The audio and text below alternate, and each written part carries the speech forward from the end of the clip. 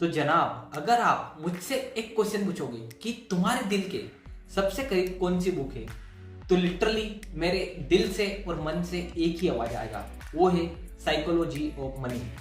Guys, अगर बात करें हम रिच डैड पुअर डैड की रियल सक्सेसर की, तो वो यही बुक निकल कर आती है। और मतलब लिटरली ये बुक मुझे इतनी ज़्यादा फेवरेट है कि जब भी फ्री टाइम मिलता है तो या तो मैं मेरे दोस्तों को फिलोसॉफी आदि के लेक्चर इसी बुक से दे देता हूँ और इसको बार बार पढ़ता हूँ ताकि कुछ ना कुछ नया सीखूँ। तो आज के इस वीडियो में बस इसी बुक की समरी देने की कोशिश करूंगा। हो सके तो मुझे माफ करना कि मैं पूरी बुक का कंटेंट ना दे पाऊँ या फिर मैं कुछ चीज़ों को छोड़ दूँ।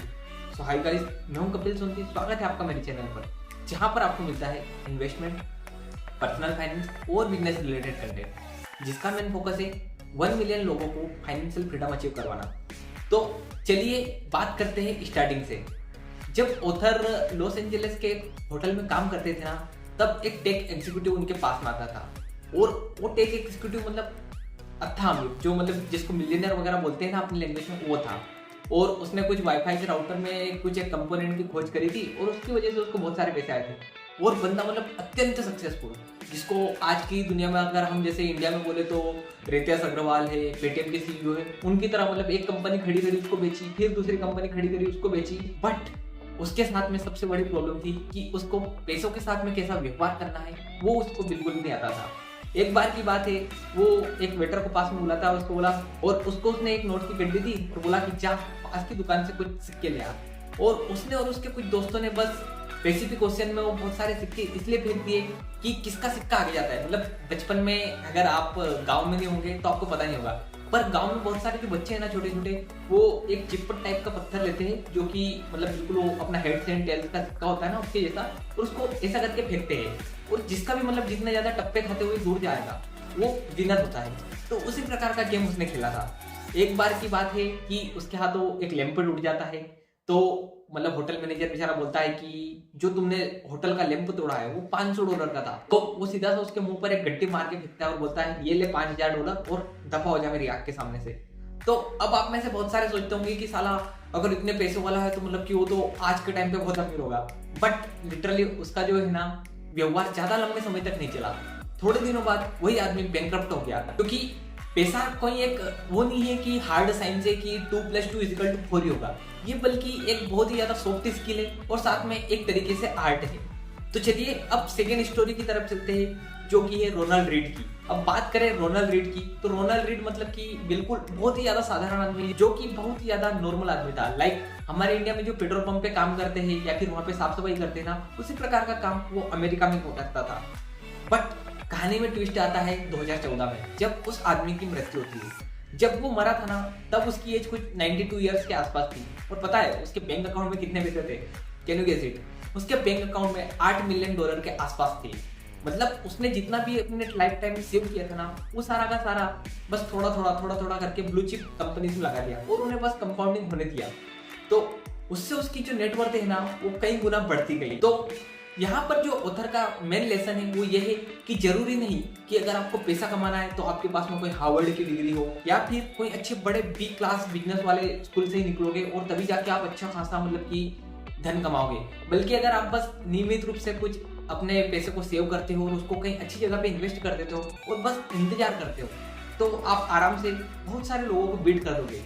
और यहाँ पर ऑथर ने एक और रिचर्ड ब्रिस्को नाम के बंदे की भी स्टोरी ली है, जो कि मतलब कि हार्वर्ड से निकला हुआ बंदा था और उसने एक महल टाइप का बिल्कुल बनाया था, जिसका अगर बोले हम मेंटेनेंस वगैरह वो भी $80,000 के आसपास आता था। मतलब अगर आज के टाइम पे अगर हम कन्वर्ट करें तो कुछ 64-65 लाख रुपए के आसपास होता है। तो इतना तो मतलब बंदा अपने जो महल था उसका बिल्कुल मेंटेनेंस वगैरह में खर्चा कर देता था। तो उस हिसाब से समझिए कि ऐसे लोग मतलब कि जो बिल्कुल हार्वर्ड से पढ़े थे और आपको लगता होगा कि वो तो आगे जाके और अमीर बनेगा, बट अल्टीमेटली जब 2008 में आपको पता है कि हाउसिंग बबल फूटा था और उस समय मार्केट गिरा था, तो उस समय ऐसे बंदे बैंकरप्ट हो जाते हैं बहुत ही जल्दी। तो ये तीनों स्टोरी आपको समझाती है कि पैसा मोर ऑफ सॉफ्ट स्किल है और आर्ट है, ना कि साइंस है। कि अगर आप ऐसे ऐसे रूल फॉलो करोगे तो आप करोड़पति बन जाओगे, जबकि ऐसा कुछ भी नहीं होता है। और देखो दूसरी सारी की सारी जितनी फील्ड है ना, उसमें अगर आप एक एक्सपर्ट नॉलेज वाले पर्सन हो तभी आप बहुत सारे लोगों को बीट कर दोगे। बट वहीं अगर बात करें हम पर्सनल फाइनेंस की, तो यहाँ पर दुनिया का सबसे अमीर आदमी भी गलतियां कर सकता है और वहीं एक नॉर्मल सा साधारण सा आदमी भी मिलियनर बिलियनर बन सकता है। तो चलिए यहाँ पर से स्टार्ट करते हैं इस बुक का पहला लेसन, जो कि है नो वन इज क्रेजी। आपने लिटरली आपके आसपास बहुत सारे लोगों को देखा होगा जिनका पैसों के साथ में बहुत ही अलग अलग व्यवहार होता है। जो ये व्यवहार होता है ना, वो उनकी जो परिस्थितियां, परिवार और जिस वातावरण में वो पले बड़े होते हैं ना, उसके हिसाब से होता है। लाइक अगर कोई बहुत ही ज्यादा अमीर फैमिली में पैदा हुआ तो उसको पता ही नहीं होगा कि गरीबी में साला संघर्ष कैसा है, और वहीं जो गरीबी में पैदा हुआ वो कभी भी नहीं सोच सकता है कि एक अच्छी 5 स्टार या फिर 7 स्टार होटल की चाय भी कैसी होती होगी। लाइक अगर हम एक मिडिल क्लास की बात करें तो उसकी लाइफ के तजुर्बे और उसकी लाइफ के लेसन बहुत ही अलग होंगे। वहीं एक बात करें अगर बहुत ही ज्यादा रिच क्लास के बंदे की, तो उसके लाइफ के तजुर्बे और लेसन अलग अलग होंगे। लाइक मैं एग्जाम्पल देता हूँ, अभी कुछ दिन पहले मैं ट्रेनिंग करने गया था, तो वहां पर एक बंदा था, लिटरली उसने फ्यूचर एंड ऑप्शंस में 5, 5.5, 6 लाख रुपए बिल्कुल बर्बाद कर दिए, और उसको उसका कुछ भी रिग्रेट नहीं है कि मतलब मैं इससे लर्निंग लूँ या फिर कुछ भी। और वहीं अगर बात करें मेरे जैसे आदमी की, तो अगर 5-6 लाख रुपए बर्बाद हो गए, मतलब इन द सेंस अपनी लोअर मिडिल क्लास फैमिली में ये बोला जाता है कि अगर इतना बर्बाद कर दिया मतलब कि क्या कर रहा है भाई। तो आई होप आप समझ रहे होंगे। और जैसा जो आपकी इन्वेस्टिंग की स्ट्रेटेजी भी है ना, वो वही डिसाइड करती है कि आप कैसे वातावरण में पले बड़े हो। लाइक अगर आपके पास में पैसे 2008, 9, 10 के क्रैश के बाद में आए होंगे, तो आप में से अधिकतर की मेंटेलिटी ये बनी होगी कि भाई स्टॉक मार्केट जुआ है और स्टॉक मार्केट में हमें जाना ही नहीं चाहिए। वहीं अगर आपने 2020 के बाद का, कोविड के बाद का जो रैली हुई थी बिल्कुल स्टॉक मार्केट में, वो देखिए, तो आप बोलोगे कि stock market is the best, इसके अलावा कुछ है ही नहीं। बल्कि अगर बात करें हम 2010 के टाइम पे, स्टॉक मार्केट उतना ही था जितना 2020 जब कोविड में मार्केट एकदम से गिरा था, उस टाइम पे भी कुछ बराबर ही था। मतलब दोनों समय में ऐसा कुछ ज्यादा परिवर्तन नहीं था। तो यहाँ पर ऑथर ने एक और एग्जांपल दिया है। लाइक आपने लॉटरी टिकट, इंडिया में तो इतनी नहीं बिकती, बट अगर यूएस की बात करें ना, तो यूएस में $500-600 आदमी मतलब लॉटरी टिकट पर भी खर्च कर देता है। और लॉटरी टिकट पे पता है कौन खर्च करता है? आप में से बहुत सारे सोचते होंगे कि अमीर लोग खर्च करते होंगे, बट ऐसा नहीं है। अमीर लोगों की जगह पर अधिकतर लॉटरी टिकट में गरीब लोग ही अपने पैसे लगाते हैं और ये सोचते हैं कि काश 1 इन अ मिलियन चांस मिल जाए। उनके पास में लिटरली 1-2 महीने का इमरजेंसी फंड नहीं होता है, बट उनके पास में $500 यानी कि बात करें तो 40,000 50,000 रुपए रहते हैं कि वो इतने पैसे की टिकट खरीद ले। तो आई होप आप समझ रहे होंगे कि बहुत सारे लोग बहुत ही ज्यादा क्रेजी चीजें करते हैं। तो देखो यार, यहाँ पर लेसन यही है कि कोई भी क्रेजी नहीं है, बल्कि वो ऐसी इसलिए कर रहे हैं क्योंकि उन्होंने उनकी लाइफ में और उनके आसपास ऐसा ही देखा है। तो अगर आपको पैसों के साथ में कोई बिल्कुल उड़ाता हुआ दिखे तो उसको पागल मत समझिए, बल्कि उसको समझिए कि साला इसने लाइफ टाइम ऐसा ही देखा होगा तो ऐसा ही होगा। या फिर अचानक कोई आदमी अमीर हो जाता है और उसके बाद में गरीब हो जाता है, तो आप समझ जाइएगा कि आप में से बहुत सारे बोलेंगे कि भाई वो तो बैंक में ही पैसा रख देता तो करोड़पति ही रहता। तो ऐसा नहीं है, इसके साथ में वही है कि पागल कोई भी नहीं है, बस सब अपने अपने तजुर्बे, अपने अपने एनवायरमेंट के हिसाब से ही अपने पैसे खर्च करेंगे। तो आई होप मेरे हिसाब से मैंने नो वन इज क्रेजी को कुछ ज्यादा ही समझा दिया है। चलिए अब बात करते हैं इस बुक के थर्ड लेसन से, जो कि है लक एंड रिस्क। देखो यार, अगर हम बात करें हमारे आसपास की, तो अगर हमारे अलावा कोई और सक्सेसफुल हो जाता है ना, तो हम साला यही कहते हैं कि ये तो लकी है साला। और वहीं अगर हम सक्सेसफुल हो जाते तो हम बस मेहनत को ही 100% श्योरिटी देते कि भाई तेरे को नहीं पता है, मैं रात की 12-12 बजे तक यूट्यूब पे वीडियो बनाता था। अब लाइक मैं मेरा बोल रहा हूँ, बट लिटरली आप समझ रहे होंगे कि मेरी भावनाएं क्या है। बट वहीं अगर मान लो कोई एक यूट्यूबर अचानक 40 मिलियन 50 मिलियन सब्सक्राइबर हो जाते हैं, like total gaming carry Minati, तो हम बोलेंगे साला कितनी जल्दी इसको सक्सेस मिल गई यार। बल्कि ऐसा नहीं है, क्योंकि यहाँ पर 2 लेसन आते हैं, एक है लक और दूसरा है रिस्क। तो देखो यार, इसको बहुत ही अच्छे से समझाने के लिए मैं बिल गेट्स की स्टोरी लेता हूँ। देखो, बिल गेट्स के मम्मी पापा एक तो अमीर थे। आप में से बहुत सारे लोगों को मतलब ऐसा लगता होगा कि वो लक्कड़हारे के बेटे थे, तो ऐसा अल्टीमेटली नहीं है। वो एक ऐसे स्कूल में पढ़ते थे बचपन में, 1968, मतलब कि समझ लो कि अपने पापा के पापा पैदा हुए होंगे उस टाइम पे की बात है। तो 1968 में अमेरिका का जो लेक साइड स्कूल था, वो अकेला ऐसा स्कूल था जिसके पास में कंप्यूटर था। और पता है 1968 में मतलब यूएन ने जब वो किया था सर्वे, तो उनको पता लगा कि कुछ 303 मिलियन लोग उस समय हाई स्कूल अटेंड कर सकते थे। और उसमें से बात करें तो 18 मिलियन यानी कि 1,80,00,000 लोग यूएस में रहते थे, और बात करें 2,70,000 लोग उसमें से वाशिंगटन में रहते थे, और वाशिंगटन में से भी 1,00,000 लोग सियाटल में रहते थे जहां पर लेक साइड स्कूल था, और उनमें से मात्र 300 लोग लेक साइड स्कूल में पढ़ते थे। तो मतलब आप समझ लो कहाँ 303 मिलियन और कहाँ बस 300 लोग, यानी कि बिल गेट्स के पास में 1 इन अ मिलियन चांस था, और बंदे में दम भी था। तो उन्होंने अपने दोस्त पॉल एलन के साथ में मिलकर माइक्रोसॉफ्ट की जैसी कंपनी खड़ी कर दी। अब कहानी में ट्विस्ट यहाँ पर ये आता है कि बिल गेट्स का एक और दोस्त था केंटी वान्स। वो बंदा भी मतलब कि बिल गेट्स बोलते हैं कि मेरे से भी ज्यादा टैलेंटेड था, बट बस उनके साथ में प्रॉब्लम ये हुई कि वो लक की जो कजिन सिस्टर रिस्क है ना, उसके साथ में उनका संपर्क हो गए। और एक समय जब वो माउंटेनियरिंग मतलब कि जो पर्वतारोही जो पर्वत पे चढ़ने जाते हैं ना, वो करने गए थे ना, तो वहां से गिर के मर गए। अब हम में तो बहुत सारे बोलेंगे कि साला हमने तो कभी पर्वत पर से कोई गिर के मरा, उसकी भी कहानी बहुत पहले सुनी होगी। तो आई होप आप समझ रहे होंगे कि एक बंदा था जिसके पास में 1 इन अ मिलियन लक था कि वो एक ऐसे स्कूल में पढ़ रहा था जो कि जहाँ पर कंप्यूटर था, और वही स्कूल में एक बंदा पढ़ रहा था जिसके पास में 1 इन अ मिलियन चांसेस तो था कि कंप्यूटर है, बट अल्टीमेटली वो रिस्क का शिकार हुआ और अपनी जान से हाथ धो बैठा। तो देखो यार, ये दोनों स्टोरी सुनाने के पीछे मेरा एक ही उद्देश्य है कि कुछ समय पर हम सोचते हैं कि बस हम जो कर रहे हैं वो ही हमें आगे जाके फल देगा, बट इसके अलावा लक और रिस्क भी ऐसे फैक्टर्स है जो कि कहीं ना कहीं सफलता में या तो आड़े आएंगे या फिर हमें बहुत ही ज्यादा सफलता बना देंगे। अब देखो यार, एक और बंदे की स्टोरी है वेंडरबिल्ट। अगर आपने वेंडरबिल्ट का नाम नहीं सुना होगा तो मतलब यूं समझ लो रेलवे का माफिया आदमी था वो। बिल्कुल जैसे रेलवे आ रही थी ना अमेरिका में, उस समय सबसे बड़ा जो रेलवे नेटवर्क था ना, वो वेंडरबिल्ट फैमिली का ही था। जब इसको एक सलाहकार आके बोलता है कि सर अपन जितना भी काम कर रहे हैं ना वो गैर कानूनी है, तो उसने बोला कि पता है मुझे और तू मेरे को कानून मत सिखा। और अल्टीमेटली मतलब कि उन्होंने बोला कि जो इसका जो उखाड़ना वो उखाड़ लेगा, बट अल्टीमेटली वो क्या लकी रहे और अल्टीमेटली बहुत ही ज्यादा उन्होंने सक्सेस प्राप्त करी। और वहीं आपने बर्नी मैडोव जो कि चार्ल्स पोंजी, इनका नाम सुना ही होगा कि अल्टीमेटली कर तो ये भी गलत ही रहे थे, बट इनका जो सामना हुआ वो रिस्क के साथ में हुआ। एक एनरॉन कंपनी का भी एग्जांपल दिया था कि वो अकाउंटिंग फ्रॉड कर रही है। देखो अल्टीमेटली बहुत सारी कंपनियां अकाउंटिंग फ्रॉड कर रही है, बस एनरॉन वो थी जो कि रिस्क के भाव मतलब चढ़ गई। सो आई होप मैंने मेरे अंदर से लक और रिस्क को बहुत ही अच्छे से आपको एक्सप्लेन करने की कोशिश करी है। इसके बाद में अगला जो फोर्थ लेसन है वो है नेवर इनफ। देखो यार, एक ऑथर एक बार एक बंदे ने पार्टी दी थी, उसमें गए थे, तो उस बंदे ने बोला कि पता है ये जो हेज फंड खड़ा है, हेज फंड मैनेजर यहाँ पे खड़ा है ना, इसने पिछले 1 साल में ही उतने पैसे कमाए जितने जो तुम्हारी जो बुक है नोवेल, उसने पूरी लाइफ टाइम में जितने पैसे नहीं कमाए ना, उतने पैसे उसने एक ही टाइम पे कमा लिए, एक ही साल में सॉरी। तो लिटरली वो बंदा बोलता है कि अगर ऐसा कंपैरिजन किया जाए तो अगर ये हेज फंड मैनेजर अपने से जो टॉप 10 हेज फंड मैनेजर है उनसे अगर कंपेयर करेगा तो ये तो कुछ भी नहीं कमा रहा। और वहीं अगर वो हेज फंड मैनेजर जो टॉप 10 वाले हैं वो अगर वॉरेन बफेट वगैरह से कंपेयर करेंगे तो बोलेंगे कि साला हम तो चिल्लर कमा रहे हैं। और अगर वॉरेन बफेट भी खुद को बिल गेट्स या कहो तो अमेजोन के फाउंडर जो है, क्या नाम है उनका, हाँ जो भी है, अगर उनसे कंपेयर करेंगे तो पता चलेगा कि वो भी कुछ भी पैसा नहीं कमा रहे। और अगर अमेजोन के फाउंडर भी एलोन भैया से कंपेयर करें खुद को तो पता चलेगा कि एलोन भैया ने 1 साल में ही 100 बिलियन से ऊपर अपनी वैल्यूएशन बढ़ा ली थी। तो आई होप आप समझ रहे होंगे कि यहाँ पे कुछ भी हर एक अगर कोई शेर है तो उसका सवा शेर है। तो जो नोवेल के ऑथर थे ना, उन्होंने एक ही आंसर दिया कि इन सबके पास में वो नहीं है जो मेरे पास है, और वो है इनफ, यानी कि काफी। आपको कहाँ पर रुकना है और कहाँ पर नहीं रुकना है ये सिर्फ आप ही बता सकते हो।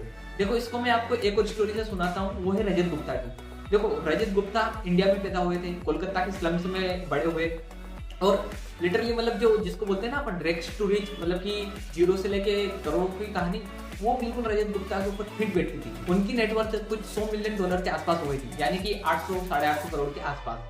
बट पता है उनको बिलियनर बनना था, मतलब 8,000 करोड़ रुपए के आसपास की नेटवर्थ करनी थी उनको। तो वे जब मैकेंजी के सीईओ थे और बहुत सारी कंपनियों के बोर्ड ऑफ डायरेक्टर में भी थे, तो उसी में से एक कंपनी थी गोल्डमैन सैक्स। अब आपको पता है कि 2008 का जब फाइनेंशियल क्राइसिस हुआ था तब गोल्डमैन सैक्स बिल्कुल डगमगा गई थी, और अल्टीमेटली उसको वॉरेन बफेट ही बोल रहे थे कि हाँ मैं बचा लूंगा। तो ये खबर आपको पता होगा कि जो बोर्ड ऑफ डायरेक्टर है ना, उनके पास में बहुत पेल हो जाती है। तो उन्होंने सीधी सी बात अपने एक फ्रेंड को कॉल किया कि भाई तो एक काम कर, गोल्डमैन सैक्स के शेयर खरीद ले। और अल्टीमेटली उस बंदे ने गोल्डमैन सैक्स के शेयर भी खरीद लिए, और उससे उनको कुछ 2-5-8 मिनट में ही $1 मिलियन का प्रॉफिट हुआ, यानी कि 8 करोड़ के आसपास। बट फिर आपको पता है सिक्योरिटी एंड एक्सचेंज कमीशन को पता लग गया और FBI वगैरह उनके पीछे पड़ गई, और अल्टीमेटली उनको जेल में डाल दिया गया। और अब आप समझ ही सकते हो कि एक बंदा जिसके पास मतलब 800 करोड़ रुपए है यार, उसको बस 8 करोड़ रुपए कमाने के लिए इतना क्यों संघर्ष करना पड़ा। और आई होप आप समझ जाओगे कि मतलब लोग क्यों मतलब इतने चुतिया पे कर लेते हैं कभी कभी। तो देखो यार, यहाँ पर ऑथर का वही कहना है कि आप कितना पैसा कमा लेते हो ये जरूरी नहीं है, बट जब आप अच्छा खासा पैसा कमा लो, मतलब एक लेवल पे पहुंच जाओ, उसके बाद में आपके माइंड को आप कैसे बिल्कुल स्थिर कर लेते हो और मतलब कि ज्यादा पैसे की चाह नहीं रखोगे ना, तभी जाके आप मतलब लाइफ में एक सक्सेसफुल मोमेंट पे पहुंचेंगे। क्योंकि देखो यार, पैसा एक ऐसी चीज है जो कमाया जा सकता है, पर कुछ चीजें ऐसी है जो कि कभी भी नहीं कमती है, मतलब कोई कमा ही नहीं सकता। लाइक इज्जत है, आपकी आजादी है, आपका परिवार है और आपकी खुशी, ये चीजें आप कभी भी कमा नहीं सकते हो और पैसों से तो बिल्कुल भी आप खरीद नहीं सकते हो। लाइक बहुत सारे लोग बोलते हैं ना, पैसे से मैं कुछ भी खरीद सकता हूँ, तो ये कुछ चीजें ऐसी है जो कि पैसों से बिल्कुल भी नहीं खरीद सकते आप। तो आई होप आप भी आपके अंदर जो इनफ यानी कि काफी है ना, इसको इम्प्लीमेंट करोगे। अब देखो यार, इनफ का ये मतलब नहीं होता कि आप कुछ कम कमाओ। लाइक मान लो आप, अब लाइक मैं बताता हूँ कि मेरे को इंटर्नशिप से 5,500 मिलते हैं, तो अब मैं सोचूंगा अरे बहुत है बहुत है। तो देखो यार, अल्टीमेटली कुछ भी नहीं है। आपको मतलब एक लेवल पे पहुंच जाओगे ना, उसके बाद में आपको आपके लालच को आपके ऊपर हावी नहीं होना है। कमाइए बट लालची मत होइए। चलिए अगले लेसन की बात करते हैं, जो कि है कंपाउंडिंग। कंपाउंडिंग देखो यार, कंपाउंडिंग एक ऐसी चीज है जिसको आपने एल्बर्ट आइंस्टाइन के नाम से भी सुना होगा, कि जो कि मतलब कि 8वां अजूबा है। देखो, कंपाउंडिंग में चीजें बहुत धीरे धीरे शुरुआत होती है, बट अल्टीमेटली बहुत सालों बाद वो चीजें इतना ज्यादा परिवर्तन ला देती है कि जिसकी कल्पना कोई भी नहीं कर सकता है। लाइक बात करें हम वॉरेन बफेट की, तो वो 10-11 साल की एज से इन्वेस्टमेंट कर रहे थे और अभी भी उनकी एज 93 के साल के आसपास है और अभी भी वो इन्वेस्ट कर रहे हैं और अभी उनकी नेटवर्थ तो कुछ 115-120 बिलियन डॉलर के आसपास है। बट अगर वो भी अपने जैसे नॉर्मल आदमी होते हैं कि नहीं भाई, अभी तो 25 साल का हूँ, अभी तो मजे लूंगा, 30 साल का होऊंगा तब से इन्वेस्टिंग पैसे बचाऊंगा और इन्वेस्ट करूंगा और 60 साल की एज में रिटायरमेंट ले लूंगा, तो आपको पता है उनके पास में कितने पैसे होते हैं? Can you guess it? उनके पास में मात्र 12 मिलियन डॉलर के आसपास ही होते हैं, जो कि उनकी जो नेटवर्थ है उसके कुछ 99.99% से भी बहुत कम है।